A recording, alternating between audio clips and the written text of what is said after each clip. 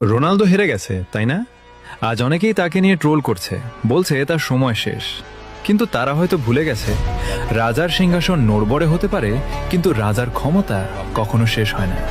হ্যাঁ, সে হয়তো আজ ম্যাচটা হেরেছে, তার চোখ দিয়ে জল পড়েছে, কিন্তু এই জল কোনো দুর্বলতার নয়, এটা ফুটবলের প্রতি তার ভালোবাসার চরম বহিঃপ্রকাশ।